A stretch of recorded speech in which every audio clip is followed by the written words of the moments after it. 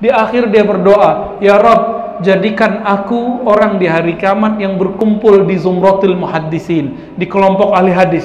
Itu saya nangis tuh bacanya. Oh, ternyuh juga kita. Berarti Syekh Albani sebenarnya niatnya baik, cuma manhajnya tidak tepat. Jadi mungkinkah orang punya niat baik, manhajnya tidak bagus? Mungkin.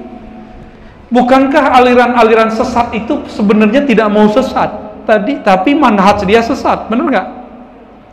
Mohon maaf, agama-agama lain tujuannya baik nggak? Tapi cara beragamanya benar nggak? Nggak benar. Apalagi dalam persoalan hadis. Syekh Albani itu seharusnya jadi peneliti hadis aja, nggak usah menjadi mufti. Tapi dia suka berfatwa, padahal dia tidak pernah kuliah, nggak pernah dapat ijazah untuk berfatwa. Tidak ada ulama yang berani mendhaifkan sebuah hadis di masa sekarang kecuali hanya menukilkan, sehingga merupakan tuduhan yang amat keji oleh sebagian orang yang tidak paham ilmu hadis ya terhadap Syekh Albani rahimahullahu taala ya, dan tidak didapatkan celaan terhadap Syekh Albani kecuali dari orang-orang yang tidak memahami ilmu hadis dan dari orang-orang yang tidak membaca kitab-kitab beliau ya secara ilmiah.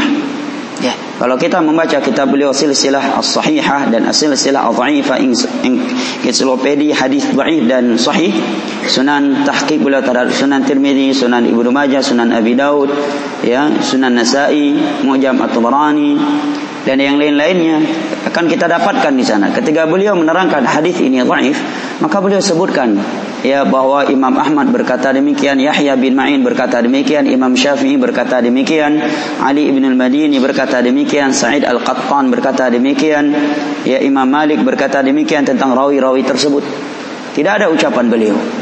Ya, sehingga tuduhan yang sangat keji bahwa beliau mendhaifkan hadis-hadis yang ulama dahulu ya mensahihkannya.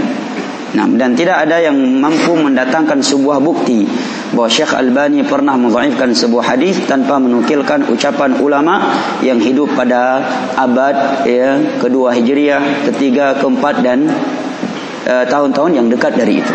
Tidak ada yang mampu membuktikannya. Nah, dan sebaik-baik jawaban dari Syekh Albani terhadap orang-orang yang menuduh beliau dengan berbagai tuduhan adalah karya-karya beliau.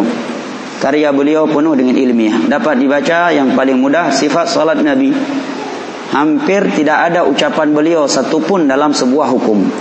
Beliau hanya menukilkan pembahasan hadis, asar para salaf, ucapan tabi'in, 4 imam mazhab dan seterusnya. Ya, pembahasan lagi. Kalau enggak ayat, hadis. Ya, setelah hadis beliau nukilkan ucapan para sahabat, ucapan para tabi'in, tabi'ut tabi'in. Bahas lagi sebuah pembahasan berikutnya, judulnya ini. Beliau bawakan hadisnya, ucapan para sahabat, ucapan para tabi'in dan ulama-ulama yang datang setelahnya.